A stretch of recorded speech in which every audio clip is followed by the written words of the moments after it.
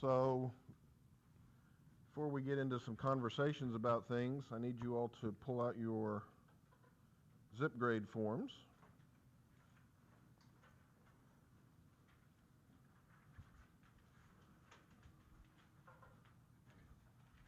And we will get those scanned in.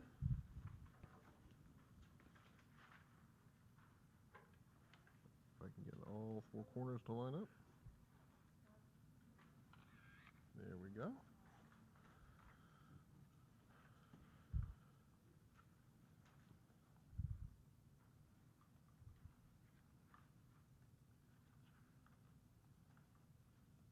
Have yours with you? Okay. I'll tell you what, so we don't waste a whole lot of time, what I'm going to do is, basically what you do is, I'm going to pass this around. You've got the four boxes, and you just line up the corners, and it'll sound like a camera's gone off with the dots.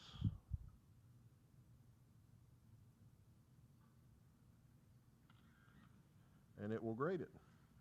Now, grade it. It does. I mean, it knows what you've marked.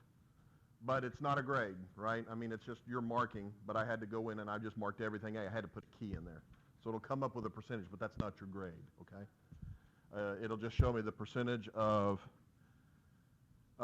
A's and B's, and that's all I'm after. It will not, actually it will take a picture of your name, but it will not, it's not going to be used as your, in your grade in any way, how you answered. So it's just that you did it. So as that's being passed around, we can go ahead and start talking about the inventory. So are you okay? Is it? Nope. You just line up the corners. So into the boxes. So these corners into the boxes. You just get that to where everything lines up. There you go. Go ahead. I'll just go ahead and do this. I think it'll be faster this way.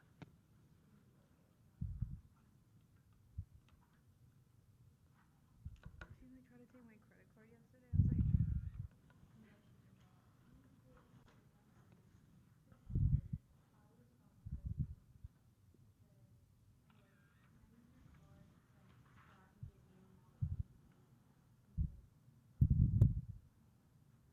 It's the first time I've used these small forms.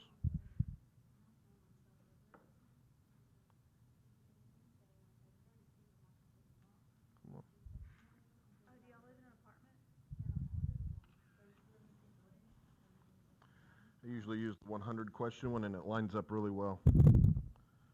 This is how I used to grade my organic exams. As people would walk out of the room, I'd just take a picture of it with this, and it would grade everything. So you knew your grade as you walked out the room.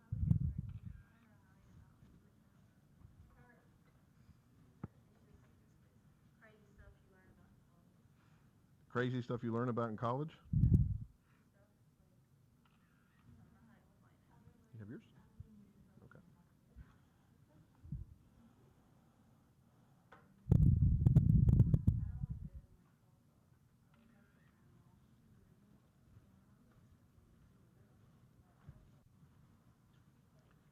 If you don't have it with you this morning, I need you to email it to me later today, because I just want to get an inventory of this for the whole class. So there's no penalty for that. So email it to me today, okay?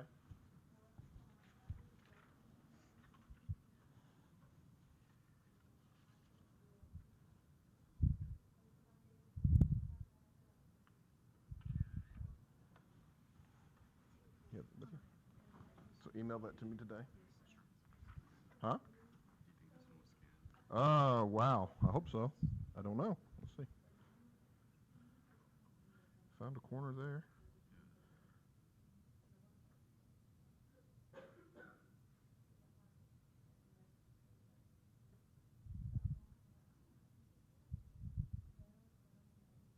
Come on.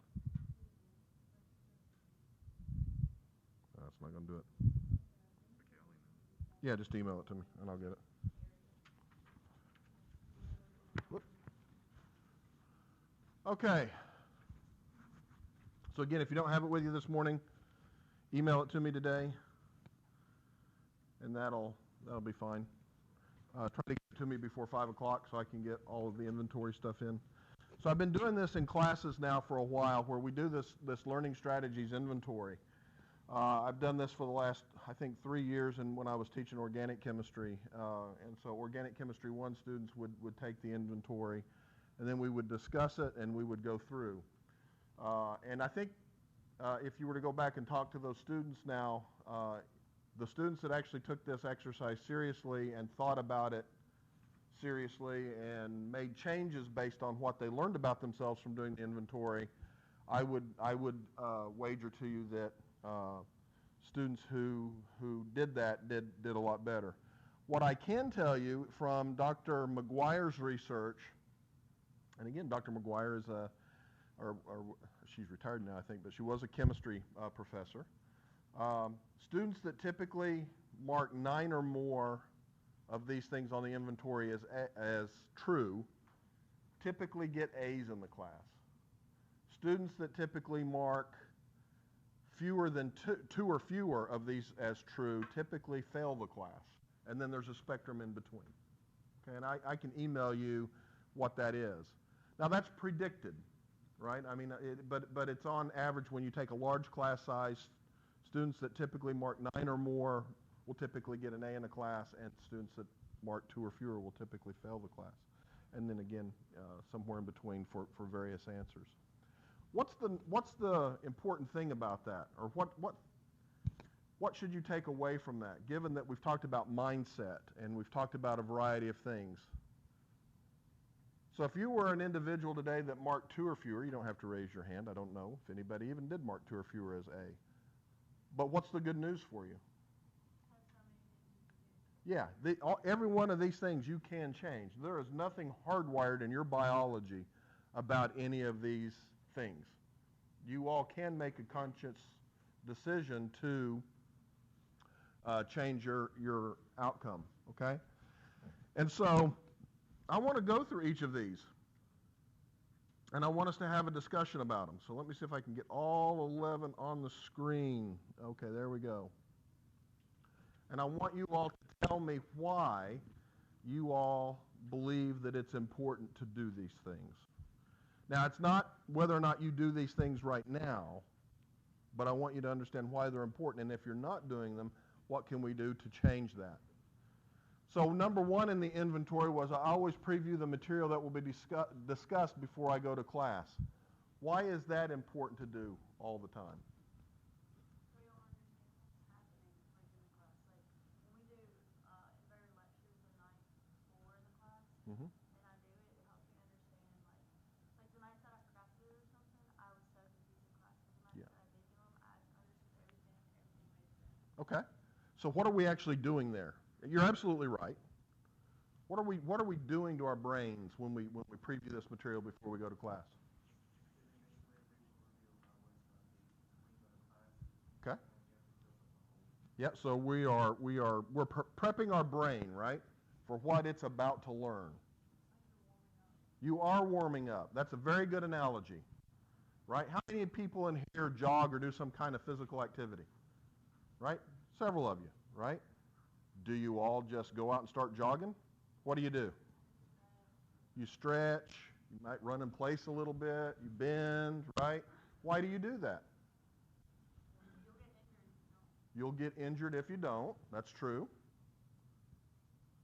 But it's a basic warm-up, right? You're preparing your body for what's to come. Your run will be easier. There is nothing different about your brain. If you go to class without having previewed the material, your brain will hurt. Some people think of it as brain freeze. It does hurt to think about material that you're not prepared to think about. How much learning's going on if you're in that situation? How much panic is going on when you're in that situation? A lot, right? You don't need to panic, right? You need to prepare. Okay, so it is very important. So if you marked B on this, you can change this. How much time does it take, according to Dr. McGuire, to prepare for material before you go to class? Yeah, it doesn't take a ton of time for most classes. Is that going to be the same amount for all classes? Absolutely not.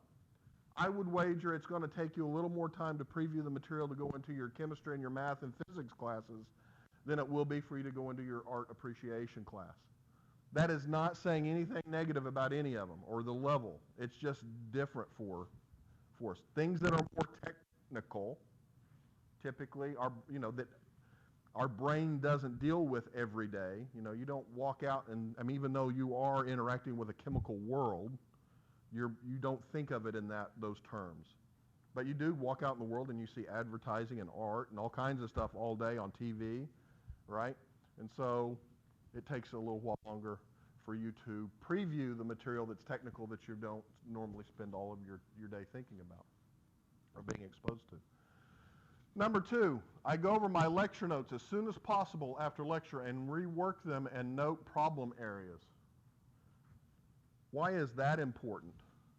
As soon as possible is a part of that I really want to focus on. Why is that important?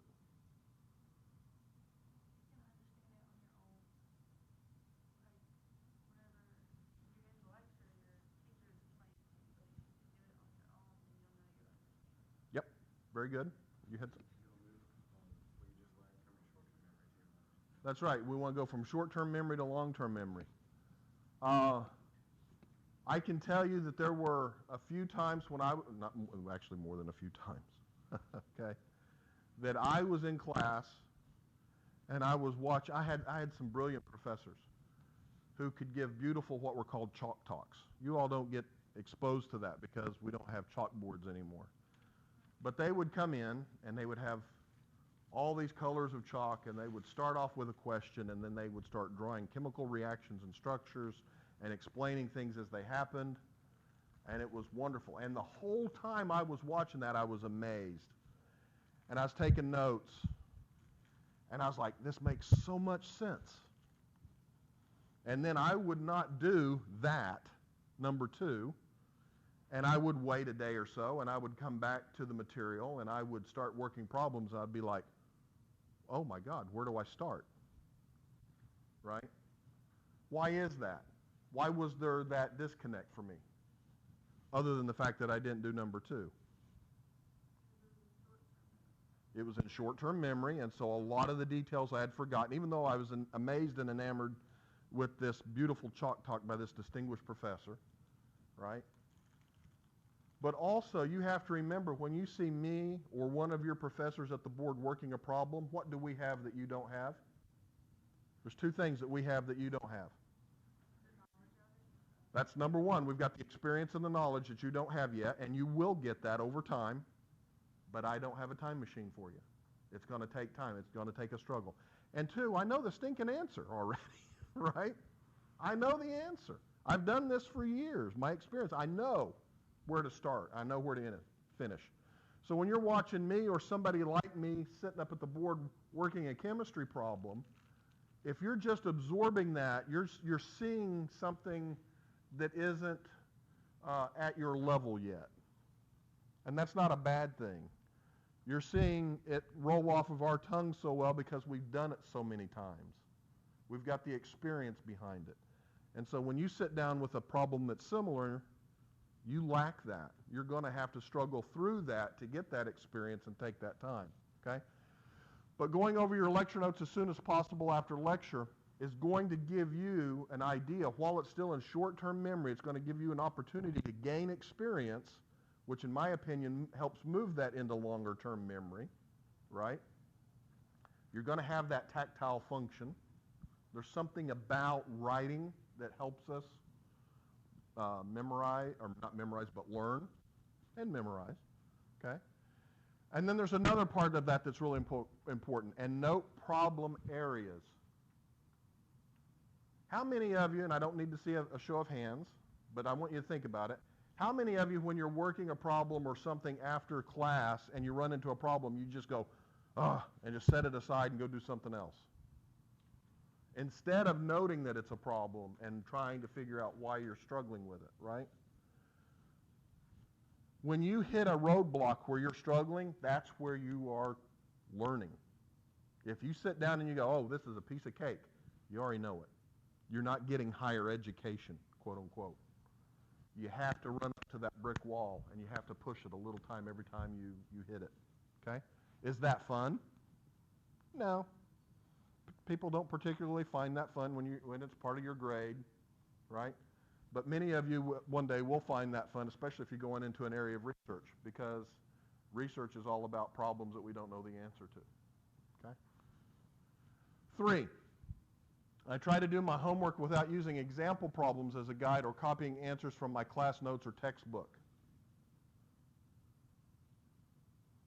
Well, like, whenever I have a problem, like, when I have, like, a problem area, and I'm trying to do it, I'm trying to do the best I can, I look at, like, other, like, problems that we did, like, in class, so I know how to do them for, like, the next problem like that. Mm-hmm. And there's nothing wrong with that, but do you do that at the beginning, or do you actually try to solve the problem on your own first? And that's what's important here, that you try to solve it first without looking at it. There are students who will look at a problem and go, oh, wait, I know where we talked about that in class, and they'll start going through their notes, and they'll try to do that as opposed to trying to solve it first. It's important. Try to solve it. If you run into a roadblock, of course you can go to your notes. Nothing wrong with that. But going to your notes first, trying to find something that's similar, that gets you dependent on something that you're not going to have when you have an exam, right? So just like practicing, you need to practice like you want to play. And you're not going to be able to take, and playing is like your test, right? So you're not going to be able to have your notes with you for most classes. Some classes are open note. But for many classes, you're not going to be able to have your notes or your textbook while you're doing that. So you need to work those homework problems as if you're being examined at that moment. And I heard somebody earlier before class started saying that the homework is almost always harder than the test. Why is that? You don't stress as much on the test. That's true. Ah, yes, it's like second nature. A lot of times you're actually fooled by that. That you say, oh, well, that test was easy. Well, yeah, we can give you easy tests that are probably too easy. But I find that a lot of students will actually say, oh, I thought that test was fairly straightforward and easy. And I'm thinking, when I've given them the exam, I'm like, they don't know, but they just had the most difficult questions that, but you did all the homework, you did all the practice, you were prepared, you were ready for that. And so it seems a lot easier than it may have been, okay? 4, I regularly go to office hours or tutoring to discuss problems or questions about the homework.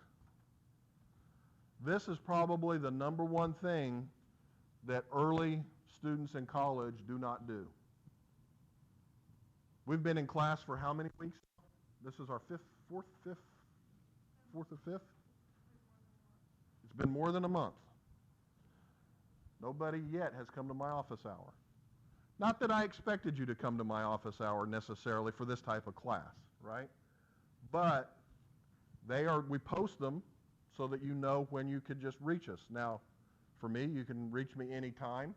I do have a posted office hour that I try to keep, but I certainly will make appointments with students. I know most professors will make appointments outside of their office hours with students. We're here to help you do that. Why is it important to go to office hours or to tutoring sessions?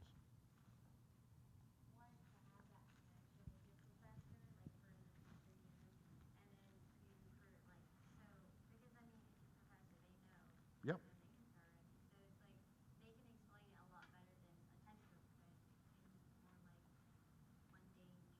Absolutely. You all are a generation that no longer needs higher education because of the things that I have in my mind. When I was in college and people before me, we had to go to college so that the professors could take what they have in their brain and transmit it to us, and hopefully we learned something about it. There was that transfer of knowledge from the professor to the student. And while that still occurs to some level today, you all live in a world where with your phone you can get access to just about any information you want. You no longer are dependent on me transmitting that information to you. You are more dependent now than ever before, though, on having a professor help you digest, understand, and assimilate that information. You all are in information overload. Many of you are addicted to those little screens. You just have to have a lot of stuff coming at you all the time. But people do not need you in this world to work for them because you know a lot of information. They need you because you can get results for things, that you can take that information, process it into a product that's sellable, a diagnosis that cures a disease, whatever the case may be, okay? Times have changed. If I'm teaching organic chemistry over in Walker Science in what we call the Big Rubin Auditorium, I'm teaching an organic lecture class to 180 plus students. One way of teaching to a vast variety of different consumers of that information, right? I am not going to be able to individualize that to each and every one of you during that lecture. Somebody in this room might be a very much so visual, tactile learner, and somebody may be more audible. And yet I'm doing pretty much so one thing, right? I'm lecturing to the students. So we're always missing something. So if you needed additional attention because of the way that you learn best, you may not get it in lecture. So you need to go to a tutoring session or to a office hour. Now, how many people in here think of tutoring as a bad word? It's not. But I know a lot of students, even though most of you didn't raise your hand, will think in the back of your mind, well, if I'm going to tutoring, that's admitting that I'm not getting it and I must be stupid. That's not true at all. Not true at all. It just means it's a part of studying. It's a part of what we need to do, okay? So, very, very important. What should you not do if you go to an office hour or to a tutoring session? Not have questions. Where do you get questions from?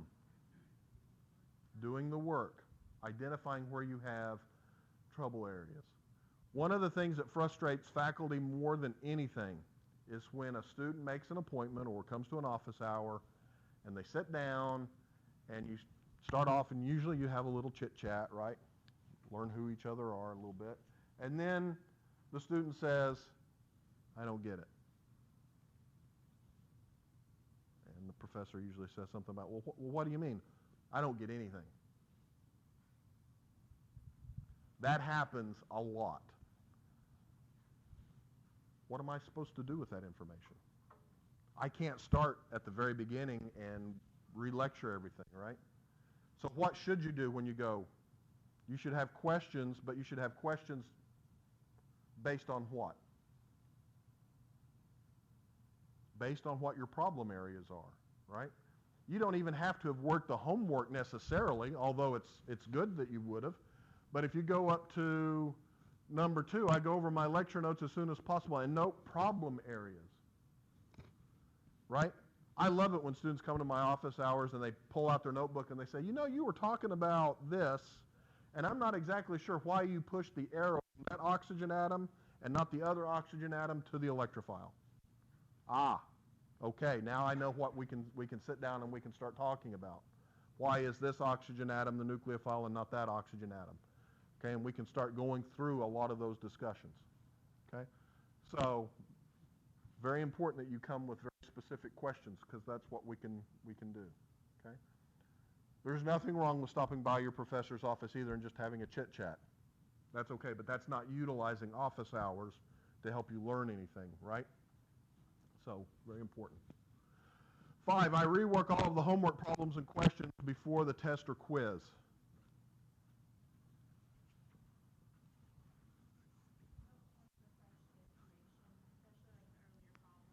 Mm-hmm. That's right. Again, it's kind of preparing you before. Now, what do we mean by before the test or quiz here?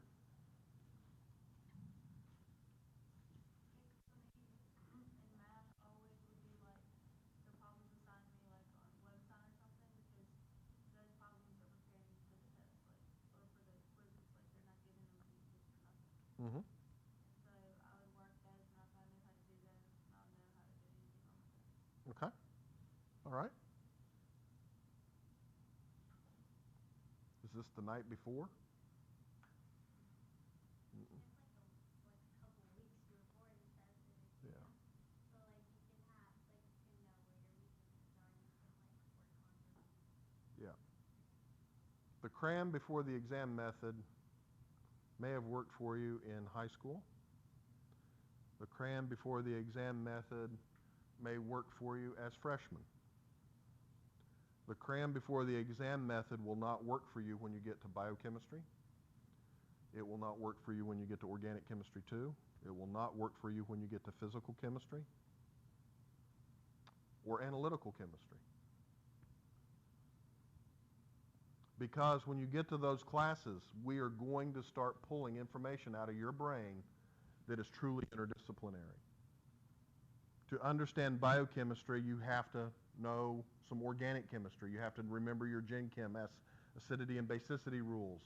You have to remember your mathematics because you're going to be deriving things like rate equations and why does an enzyme work as fast as it does and work through those models. And if you tried to do that the night before, it's almost impossible. Physical chemistry is kind of the roadblock course that most people think of in their chemistry career. Because you're going to have to know your organic, you're going to have to know your physics, you're going to have to know your chemistry, and you're going to have to put them all together in the problems that you work. You're going to have to draw from all of those disciplines to answer each and every one of those questions that's going to come your way. It truly is, in a way, the capstone experience, at least from a classroom setting for most people in our program. Okay? So what would be the recommendation then, right? You need to be reworking these on a fairly regular basis. You need to pace yourself a little bit, right? Obviously, and I know no matter what I say, you all are going to still, the night before an exam, that's when you're going to put in a lot of lengthy time, right? Let's just face the facts, that's true. But a long block of time, is that really a productive use of your study time? Why not? Brain gets tired. We typically remember, when you go to class, and you can test yourself on this, not this class, but like your Gen Chem class or whatever you're taking that's chemistry right now. You typically remember the first 15, 20 minutes pretty well, and you might remember the last 5 minutes. The stuff in between will be a blur for you. So now if you do that for a study and you say, man, I got to study 4 hours for this exam tomorrow, your brain's still going to remember about the first 15, 20 minutes of all the work that you've done, and maybe the last 5 minutes and all that 3 hours and a half that's in between, not going to be particularly productive. Okay? I spend some time studying for this class at least 5 days a week outside of class. What does that do for us?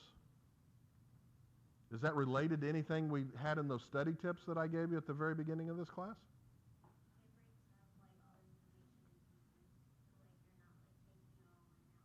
Mm-hmm. How many of you have learned a foreign language? Show of hands. Okay. So when you were taking those foreign language classes, did you learn it just by looking at the book? Or learn it just by looking at your notes? Or just speaking it while you were in class? You had to immerse yourself in it, right? And people who actually can get to be fluent at most foreign languages typically will go off and do a study in the country that speaks that language and just completely devote themselves to that. So if you're in a foreign language class here right now, chances are you walk into that class and they start speaking the language. I remember my first college Spanish class, and I'd had Spanish in high school.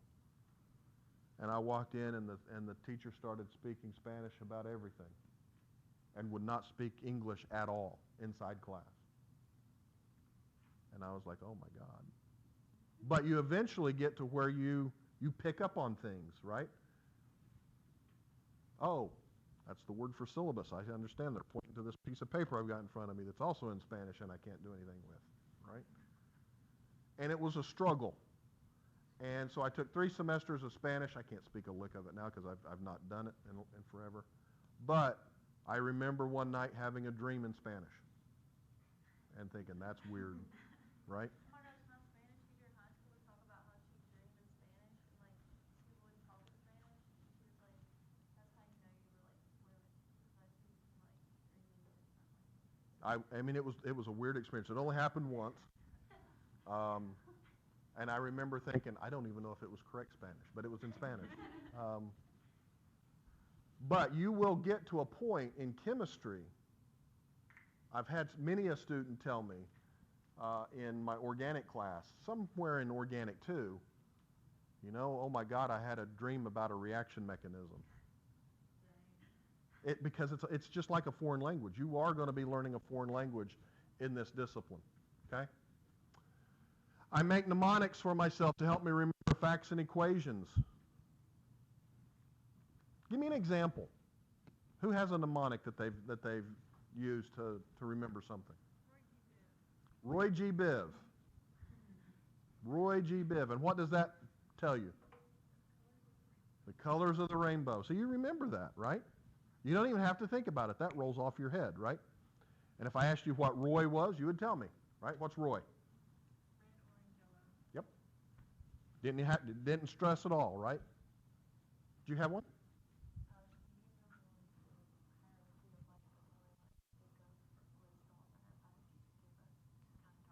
Oh, okay. Kind of dark. So I had one. So when I was learning the gas law, the ideal gas law, right? PV equal nRT. To me, it just read as PUV NERT. And that's how I remembered it. I know PV equal nRT because PUV NERT. A lot of students, especially students that are going to go to medical school, will have a particular mnemonic for one chemistry thing. Q equal MC delta T. It's the equation for bomb calorimetry. You'll use it when in your chemistry class, how to find the heat capacity of things, how much heat's given off in a reaction, those types of things. How would a medical student remember that? MCAT. Q equal M, C, and delta kind of looks like an A, T. So Q equal MCAT. And so med students will remember that and be able to recall that very, very quickly, that equation. So equations, it works out pretty well for to do that type of thing. For trig, we had something where it was like some old hippie caught another hippie tripping on acid.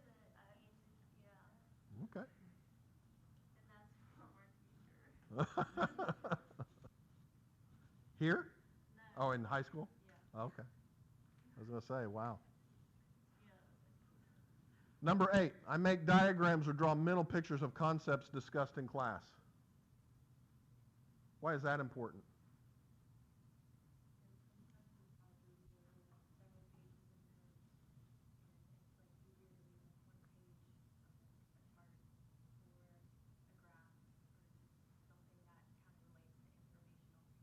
Yep. Absolutely. Graphing is a very powerful tool in the physical and natural sciences. What do graphs tell us in general?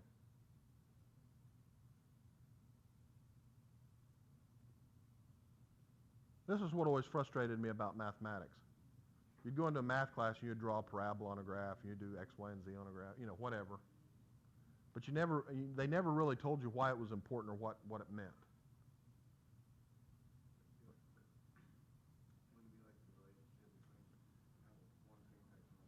Absolutely. It's all about relationships, right? You've got something on the x-axis, you've got something on the y-axis. I change something on the x-axis, what happens on the y-axis? It allows me to determine trends, right? Is it linear? Does it fit a trend, right? It helps you understand the material visually.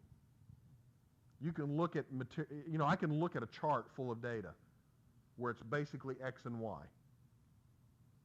If you were to look at an Excel spreadsheet of 1,000 data points, could you just by looking at it, come up with a trend?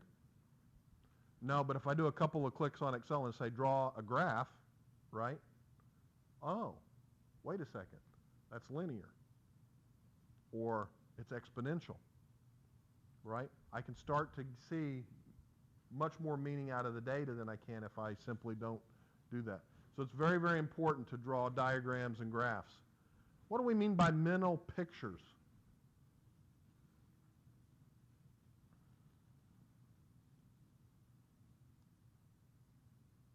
Like being able to imagine it. Like in math, like the graph for x equals y. Mm-hmm. Being able to know what it is, so whenever you get to that graph, you know how to like work it, or you know how to write the formula. Okay, very good. What else? Why are mental pictures so important in chemistry? And why does it differ from at least general biology? I shouldn't say biology in general, but general biology.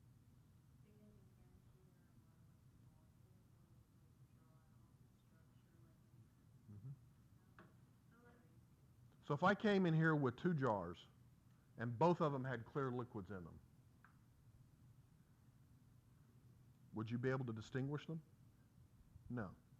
But one could be full of just pure water and the other one could be full of salt water or alcohol, and you wouldn't be able to distinguish them simply by looking at them. But molecularly, they are different, right? And we have to be able to get down to that molecular level of understanding to understand chemistry and biochemistry and even molecular biology, right? But if I brought in 2 jars full of, zebrafish and betta fish, you'd be able to see that there's a difference, even though they're both fish, right? You wouldn't have to have a mental picture of those things because you can actually visibly see them. You can't look right now and see the molecules in the carpet or the molecules of air that are floating around. You have to develop a mental picture, a model of what that is. It is a world, we are investigating a world which we are made of, but yet we can't directly observe, at least with our senses. We can't take our eyes and look and see what a molecule looks like. We have to probe it other ways. And so being able to develop those mental pictures is so important. Okay? You all will be able to do that. I would also say that mental pictures, to me, I very much so learn by analogy. And that ties in very well with what we have been talking about with the periodic table. The periodic table is about analogies. Well, I know the chemistry of oxygen very well, so I can use that information to know a little bit about what maybe sulfur does, right? Because it's in the same family. Those are analogies. It's not the same chemistry. It's similar chemistry, right? But when we draw mental pictures, we're using analogies. So when I think of like kinetics, you all will learn about kinetics in general chemistry. You'll learn about kinetics in PChem.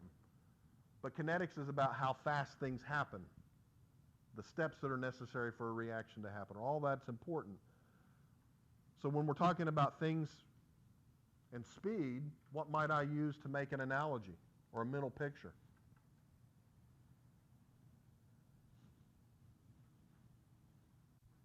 I use race cars. I really do. Have you all ever heard of what a term called the rate determining step yet? You all will learn about this in chemistry.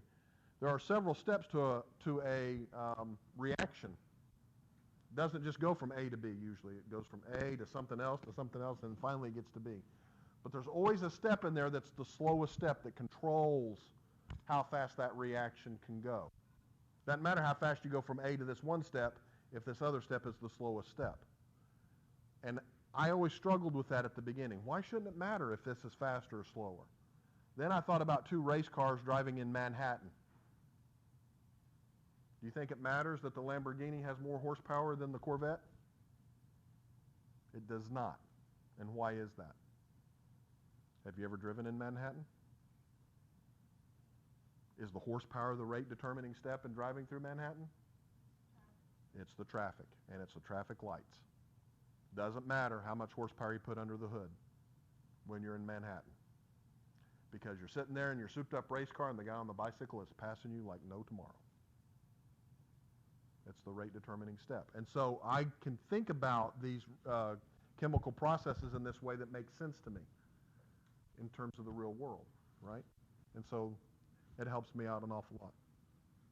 I participate in a study group where we do homework and quiz ourselves on the material. Have you all developed groups yet? I see some people doing this, some people doing this. This is very, very important. You are not going to be able to be successful in a major like chemistry, physics, biology without support. You are not going to be able to know everything perfectly in every class. You need to have support groups that hold you accountable. And study groups are a great way to do that. There is a great way to form study groups, and there is a bad way to form study groups. What's a great way to form a study group?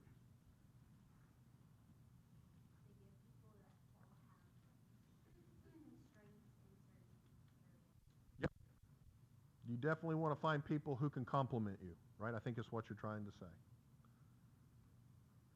Unfortunately, most students revert to their foxhole mentality, right? Oh, you're struggling in this class too? I'm struggling too. I don't understand a thing that he's saying. Do you understand? No, I don't understand. Well, let's get together and let's study. Two people that don't understand a thing in the world that's going on want to get together and study. Why? Because they're in the same foxhole together. And there's always that feeling of camaraderie. I'm not the only one that doesn't get this. Oh, you make me feel good, right? But you're not going to help each other, right? You want to have study groups where you all can play off each other's strengths. So it's very, very important to do that, okay? I rework all of the quiz and test items I missed before the next class session. You're in my organic class, pretend. We just had our first exam. The first exam, I'll tell you, in organic chemistry, the average is somewhere around 50%. Don't say, oh my God, that's okay. Usually. Yeah. Out of 180-something students, most of which are not chemistry majors. Chemistry majors tend to do a little better than that.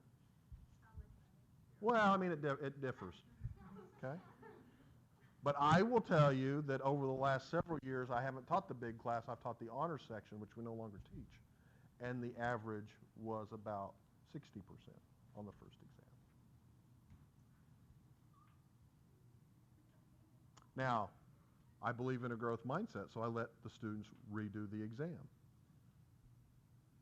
Why is it that you think that they did so poorly? Not the right preparation. It wasn't the material. It wasn't the fact that how I taught it. It wasn't the fact that they came to class. It was the fact that it's the first class that they come to that is truly college level in chemistry. General chemistry, if you had a good high school preparation, you've had general chemistry. That's why we take AP credits for it, right? If you've had an AP class. If you had a good preparation, you've had Gen Chem. Organic, even if you've had organic in high school, you haven't had organic. There's no high school teacher that teaches organic like you will get it in a university.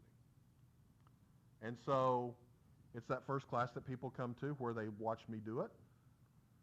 They may have done their homework like they did in Gen Chem. And they thought, well, that looks easy.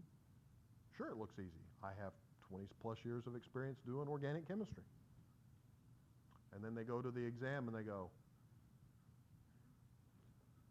wait a second. And even though I put the old exam that I retired online and told them that they could go work it, how many of them you think actually went and actually worked the exam? Maybe half. And so they come to my test going, well, I didn't know you were going to ask questions like that. If you would have looked at my old test, you would have known that I asked questions like that. Right? So faculty are giving you all resources that you can tap into pretty easily, right? But it's very, very important that you go back and rework these exams. Okay, so I've given back out the exam. The class average is somewhere around 50%, let's say. What's the first thing that you do when you look at your exam if you didn't do as you expected? Okay, that's what you should do. But what do you really do when you get your exam back? You get upset, don't you?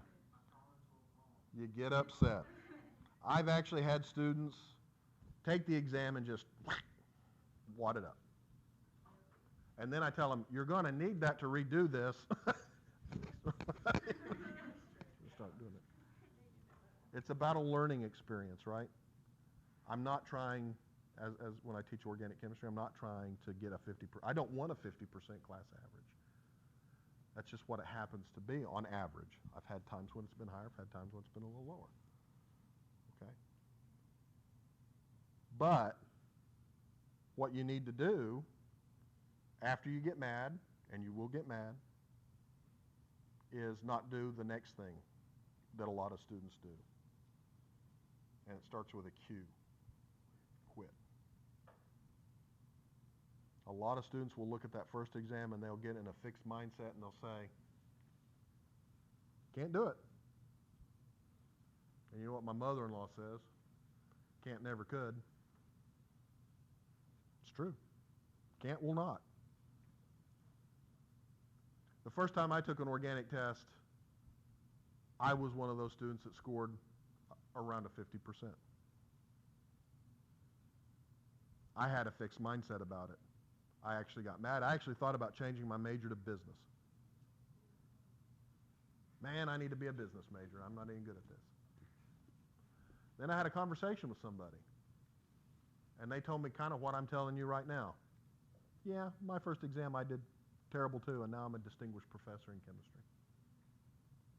What was the difference? He didn't quit. Why am I here as opposed to over in the business college? Because I didn't quit. I had a dream about being a chemist. I wanted to be in the lab. I wanted to play with things. I wanted to change matter. I wanted to see the cool things that happen. I wanted to study that. Why am I going to let one test change that for me? So what should I have done? I should have learned from that experience. I should have reworked those problems. I should have gone to the office hour and asked the professor, I've worked this problem over and over again and I'm still not getting your answer. I wish I'd done that a little more. My daughter's actually a chemist. She's in graduate school right now. She called me one night when she was an undergrad and she said, Dad, I've worked this problem multiple times and I'm not getting the answer that the professor has. I said, well, go talk to him about it. Oh, I don't want to do that. He's kind of intimidating. I said, well, it's easy to be intimidating when you're standing up in front of 100 plus students and acting like you're an authority on everything. Because for this 50 minutes or whatever, they are. I said, but go talk to him. She went and talked to him, and the professor looked at it and said, oh, no, you're right. I have the wrong answer. It happens. Okay? So when you get to that point when you've done everything you can, go talk. We make mistakes, right? But you're not going to do it if you don't rework those problems. You know, and she was taking an exam where there were only 3 questions. So she missed one. That means she had 2/3 of her, she got 2/3, which is what in a grade? 66, which most places is a D. Right? And she was upset. She graduated with, I'm bragging now, but she graduated with a perfect 4.0 and always, I've got all these gray hairs because she went to college. I mean, I was always happy to get a B, but she was like, oh my God, if I get a B, I'm going to die. But I told her, I said, go talk to the professor. And sure enough, he had made a mathematical error on his answer key. A little plus sign should have been a minus sign kind of thing. Something like that. I don't know exactly what the situation was. It was in her physical chemistry class. I did not particularly enjoy physical chemistry, so I wasn't going to sit there and help her solve the problem. Go talk to the professor. Turns out she was right, he was wrong. It happens. 11. I realize that I can still do well in this class even if I have done poorly on the quizzes and tests up to this point. What does that reinforce that we've been talking about? Growth mindset. Now, a lot of people think when I talk about growth mindset, my head's up in the clouds. It's true, you can always do better. You can always grow. But there is a point in the semester when it might be to your benefit to take an alternate path and come back to that class at another point. At some point, some classes, it will be mathematically impossible for you to get the grade that you want. That's why we have the drop deadline so long. But I do not want students to drop quickly. Okay? And I don't want you to drop simply because you're worried about maybe getting a B as opposed to an A. You can get to med school with a few Bs. In fact, if I look at transcripts and I see a lot of withdrawals, I start to think, this is a person that can't hold on to reality very well. You know, and they drop everything thinking that they can come back and do better. So you got to weigh that. But in my classes, it is always possible to get the grade that you want.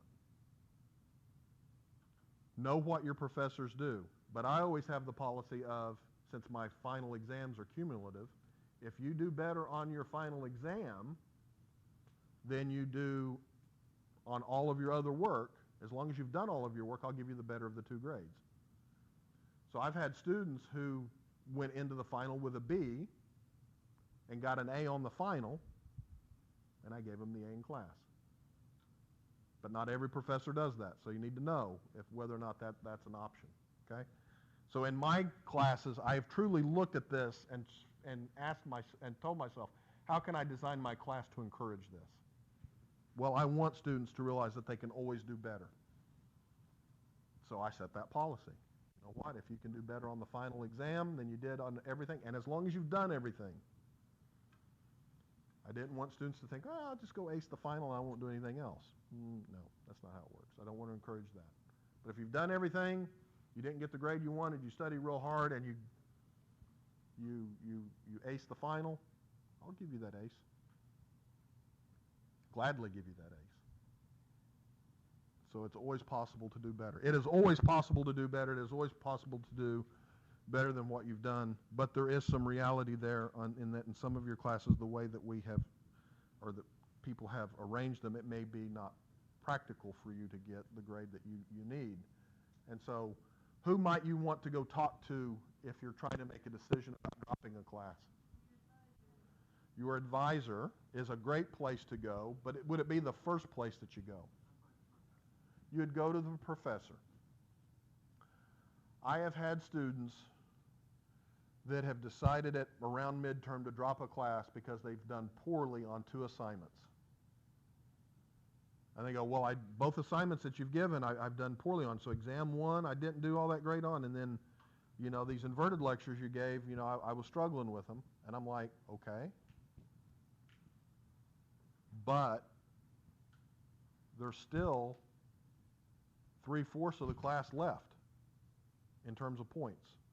You can't just extrapolate from that. And each time you've gotten better, right? So I want to have that conversation with a student. But then it's true, you should also go talk to your advisor. And why would you want to go talk to your advisor? Okay, definitely you want to make sure that that's going to be a prerequisite. That's going to impact that semester by semester guide, right? So let's take this semester. Many of you are in Chemistry 106. Let's say you drop Chemistry 106. What does that do to your entire degree plan? Pretty much so sets everything back a semester, right? Means you're going to take 106 again in the spring, which means you're going to be taking 107 either in the summer or the fall, which puts off organic. Now, fortunately for your first 2 years in chemistry, we offer most of those basic courses every semester. General Chemistry 1 and General Chemistry 2 are taught every semester. Organic 1 and Organic 2 are taught every semester. Why do we do that? in case you do have to drop it, you can get caught back up without having to extend your time. Okay? So if you did have to drop 106 and you had to take it in the spring, what would you do in the summer then to get back on track? Take 107 in the summer, right? You could take 107 in the summer, and then you would be right back on track to be in with everybody else in Organic 1 in the fall. Does that happen? You bet it happens.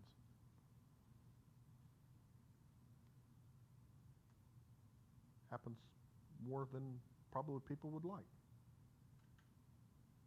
And yet they will still have plenty of time to graduate in a reasonable amount of time. I have had students that have had to drop a chemistry course to get into med school with no problem. Sometimes life happens. Something happens in your family. It affects your study time. Chemistry is not an easy subject. It suffered the most, so you decide to drop it. Keep your other GEC courses going, whatever. Move on. But you need to talk to your advisor before you make these decisions. When you get up into your higher level chemistry courses, it's going to be extraordinarily important. We only offer biochem in a certain semester. We don't offer it every semester. We only offer PChem 1 in the fall. We don't offer it in the spring. Your sequence matters. We only offer instrumental analysis once a year. Okay? Not every semester. So talking with your advisor is very, very important. You should talk to your advisor more than just going to get your courses scheduled. Okay? Very important that you do that. Any questions about any of this? Each and every one of these things, if you mark A, you can make that an A. Just because you don't do something now doesn't mean you can't do it. There's nothing, again, like I said, hardwired in your DNA that says 6 must be a B for you. You can make it an A. You can take this and move forward with it.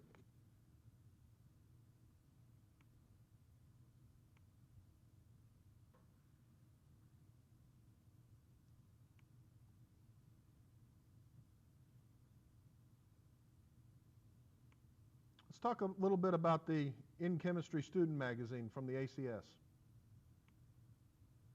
Go to that link.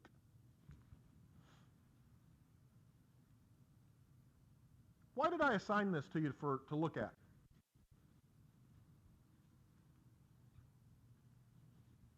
What do I want you to get out of this?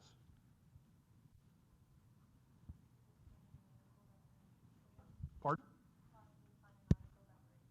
Okay, you could possibly find something that you're interested in. What else?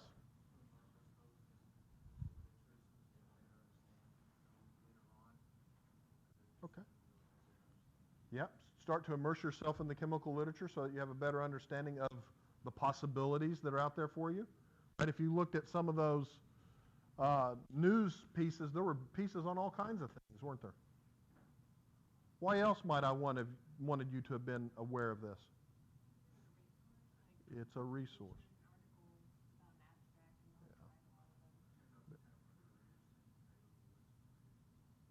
One of the goals of this class is to expose you to the resources that are available to you. When I was in your boat, I literally had to go to the chemistry library. Where I went, we actually had a separate library for chemistry. The internet was still a clunky thing when I was in college. The American Chemical Society, if you wanted a journal, it came in print. Their website was pretty much so, if you want to join, send $50 to, and that's pretty much so it, back in the early 90s. Now you have all of these informations available to you, right? You can find topics, you can find information about careers. Next Tuesday, we're going to start talking about careers. One of your assignments between now and then is to go in and explore careers. We're going to talk next time. I'll put it in Canvas. But we're going to start talking about traditional careers and non-traditional careers of a chemistry major. Not each and every one of you will be a physician. Not each and every one of you will be a practicing researcher in chemistry. Some of you will go on and probably be pharmaceutical sales reps. Some of you will go on and maybe be information specialists that work for a company that relies on chemical knowledge. There are all kinds of job opportunities out there for the training that you're receiving and the education that you're obtaining. But not all of it's going to involve test tubes with colored liquids in them doing things that are fun. And that's okay. Okay? But you need to know that there are resources to you, right? Notice there's a thing up there on college life, right? You can go there and get information on college life and see what people are saying about this, right? All kinds of information. Chemistry class as an art gallery. Chart your college goals with an academic advisor. That might be something you might want to read before you go to your advisement session this month. Going to be some advice in there because this is actually written by somebody who's a chemistry advisor. They're going to give you tips and tricks about what you need to know to get the most out of your advisement session.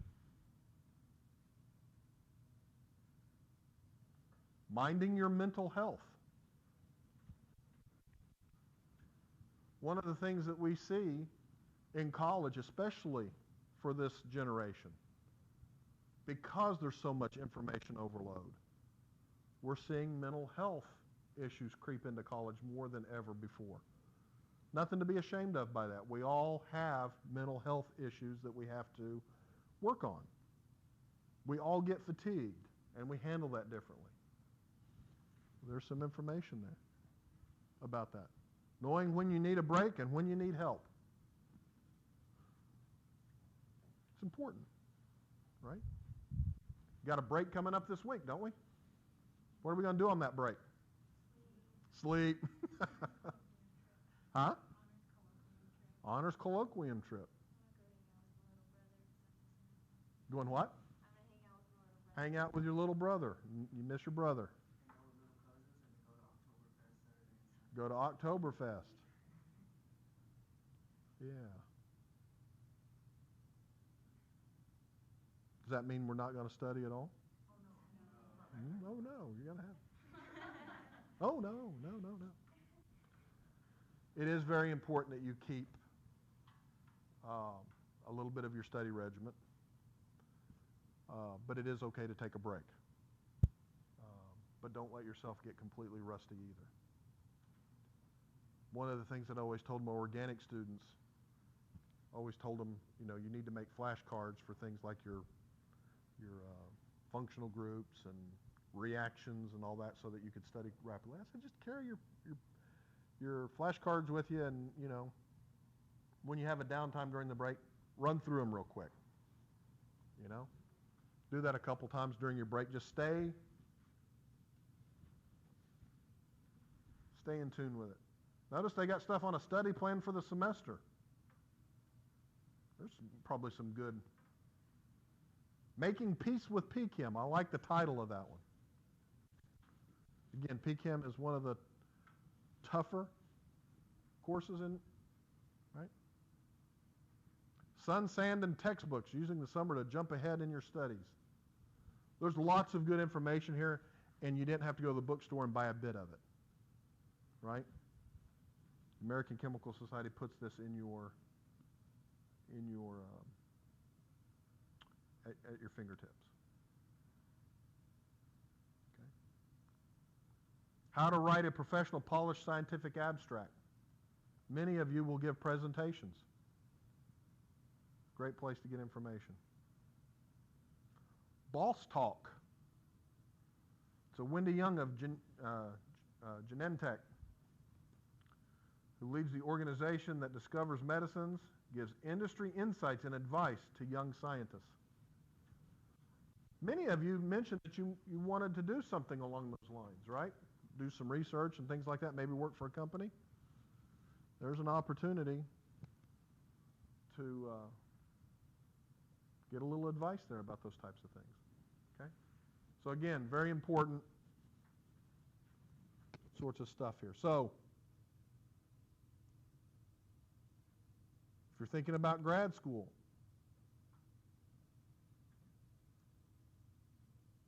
All kinds of information there.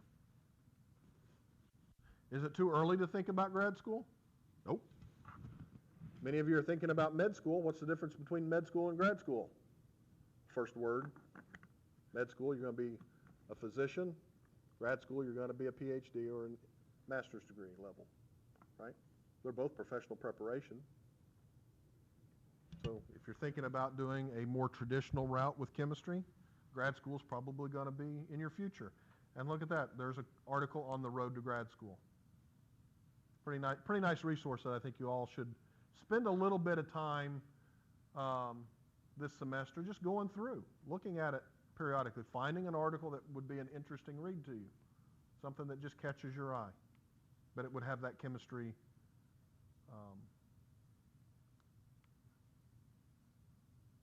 bend to it. We also had an article on anti-cancer molecules. Let's see if it pulls up.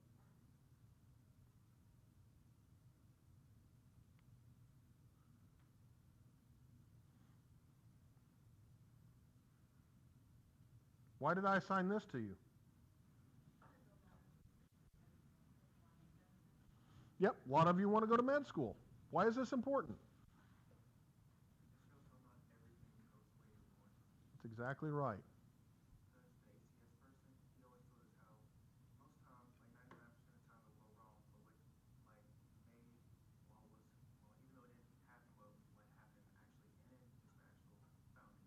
Yep. So we had a project one time in my lab where we thought things were going to go one particular way, and they didn't. And I still, to this day, thank the stars that it didn't. I got more papers out of that unexpected observation than I would have had it gone the way we thought. If it had gone the way we thought, we would have had maybe one paper. We would have had a product that we would have shared with a collaborator and done something with. But it didn't do what we thought it was going to do. I got 3 or 4 papers out of it because we studied that. We found that it did some unique chemistry. We were able to get to other targets that we were interested in through that. And I actually have 3 people who got their PhD because of that thing that didn't do exactly what we thought. It's kind of cool, right? But this is one of those articles where it really starts to challenge some of our thoughts about medicines. You think this is the target that you've designed the medicine for to go and attack, and it doesn't do that, right? Does that mean it's a failure, or does that mean that we need to do a little more research on it, right? It means we need to do a little more research on it. So I thought that was an interesting article that many of you would find enjoyable.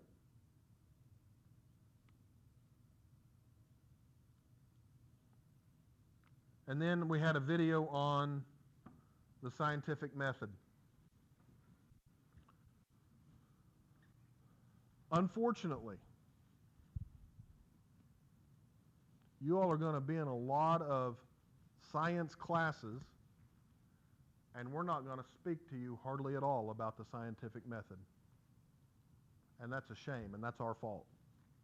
And I apologize on behalf of all scientists involved in the academy for that.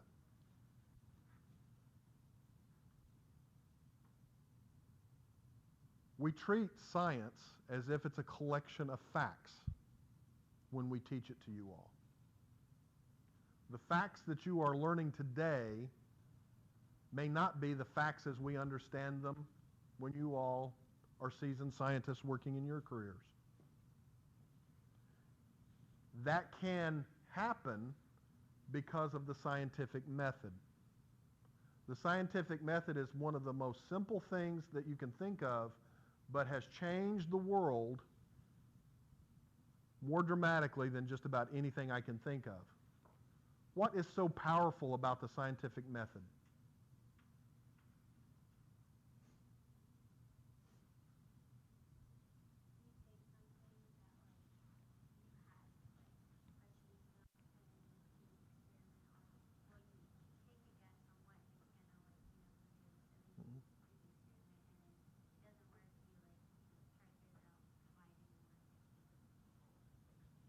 Okay, that's true.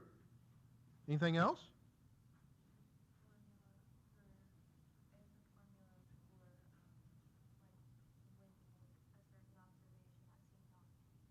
Uh-huh. Absolutely. The scientific method, in my mind, is a framework by which we can know what we know.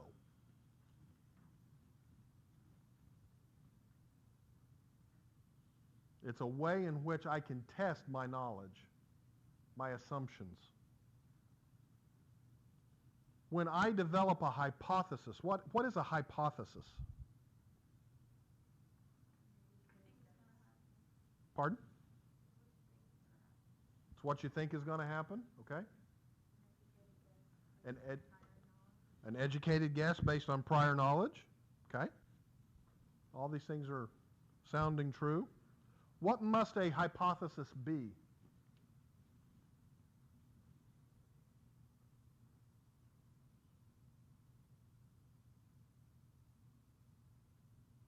It must be testable. If I can't test it, it isn't a hypothesis. It has to be grounded in physical reality somewhere, right? It has to be testable. I have to be able to test that hypothesis. How do I test a hypothesis? I do an experiment. But how do I design that experiment? Through research, through prior observation. Do I set up my... You had some... Okay, I'm going to systematically select variables to test, right, to change or whatever. If you were to sit down and develop a hypothesis on something, and then you decided to come up with an experiment to test it, would you come up with an experiment that proves your hypothesis? Or would you come up with an experiment to disprove your hypothesis?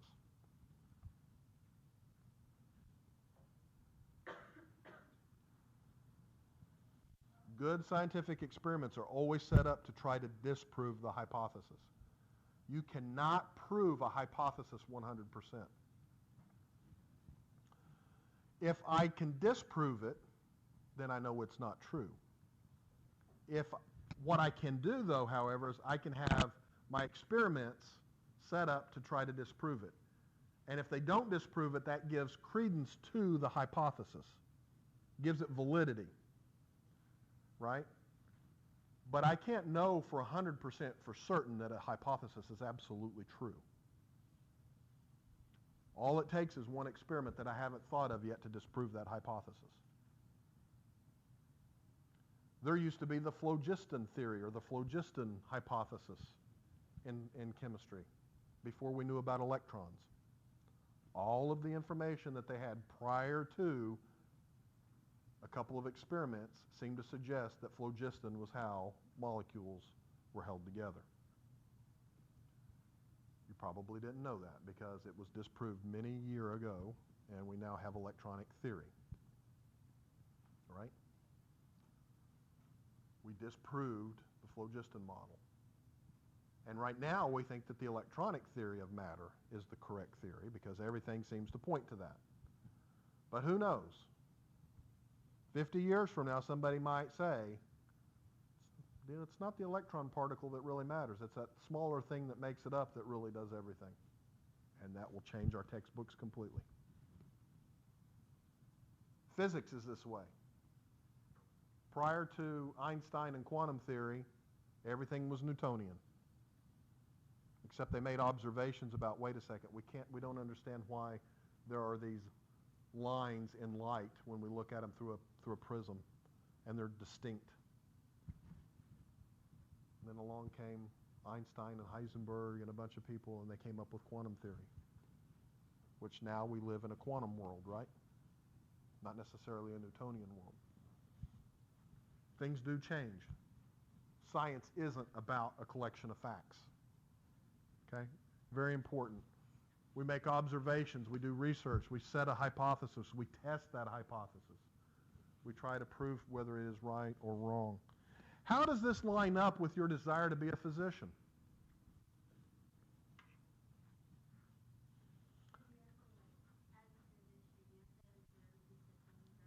Yeah.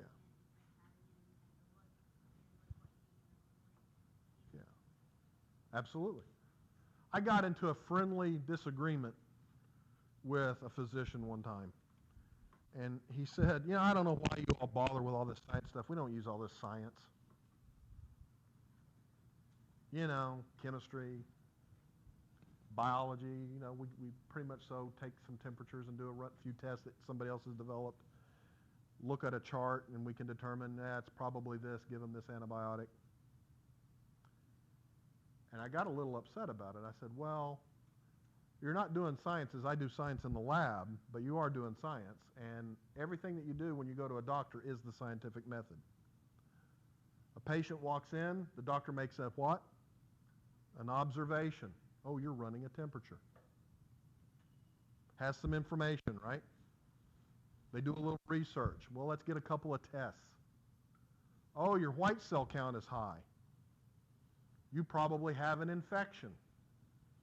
Probably a staph infection. Well, I know what's going around. That's a what? That's a hypothesis. And it is testable. How do they test it? They give you a prescription for some type of antibiotic. And what do they usually tell you after they give you that prescription? Come back and see me after about 2 weeks. Why is that? So they can see the result of the experiment and charge you another $100. As physicians, you will be doing science on your patients. You will not be using test tubes. You will have lab techs that do that. You will have nurses that draw blood. But you will be using the scientific method. I wholeheartedly disagree with that individual that I was conversing about. They were dead wrong, even though they're practicing medicine. You are doing science. You are using the scientific method. And quite frequently you will be wrong. And quite frequently you will cause damage to your patient. And you will, as a physician, kill somebody. But you will use the scientific method to do all of that. Huh? I told him I disagreed with him. I mean, it was pleasant. But I said, just because they're not going to be doing the Williamson ether synthesis on a patient that we teach them, they are going to be using the scientific method. They are going to use this information to come up with diagnoses. They are going to test that hypothesis on their patient. That's why we say you go out and practice medicine. I practice my craft. You will make mistakes. You will have misdiagnoses. People will have damage because of that, maybe even die. It happens. But it is the scientific method. And the whole time throughout college, we're not going to teach you the scientific method. We assume you learned that in high school. Now we're just going to spend our time teaching you facts. Facts that may change tomorrow.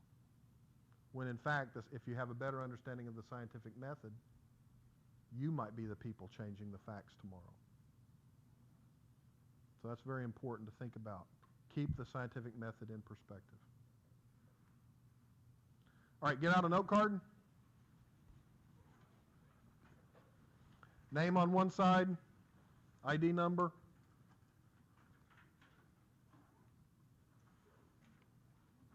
Oops.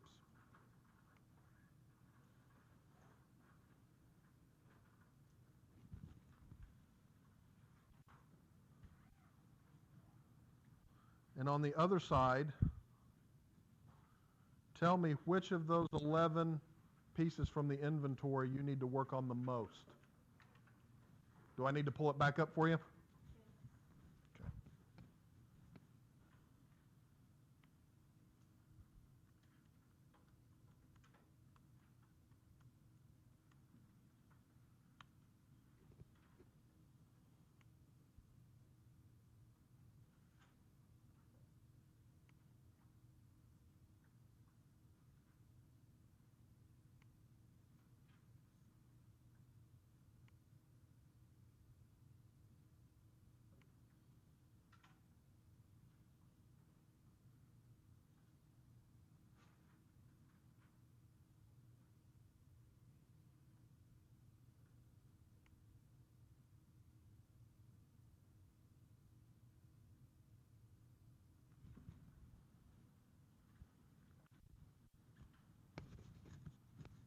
When you're done with it, you can just set the card up here. You can go ahead and leave.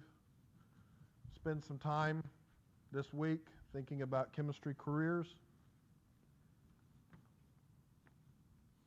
If you did not turn in your inventory to me today, please send it back to me by email. Just email it directly to me. You can scan it and send it. That'll be fine.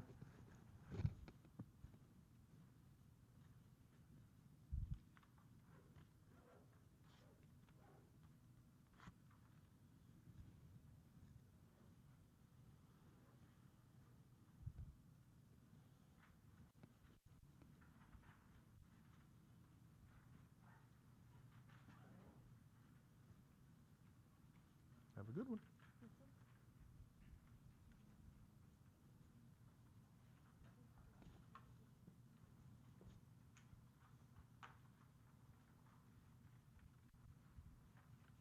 Thank you.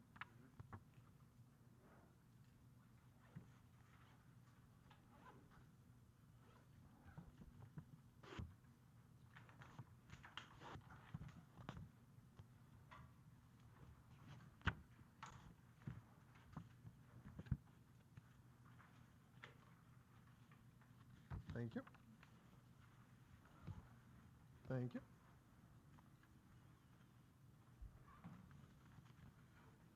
Thank you. Pardon? Where do we turn our activity sheet? Oh, you can give it to me. Yep.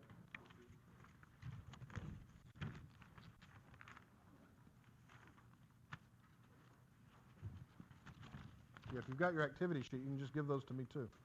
Or bring them to me by 5 o'clock today. Thank you.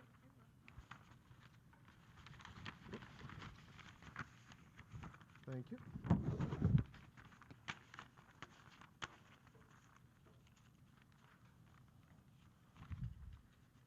Thank you.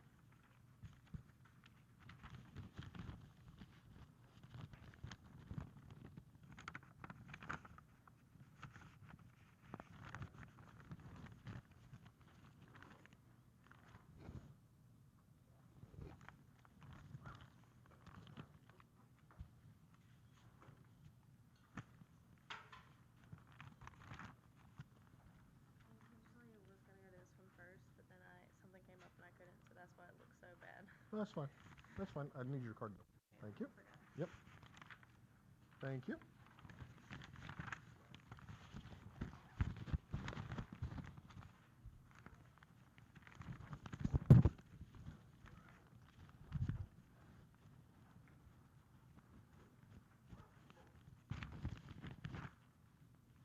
Thank you. Appreciate it.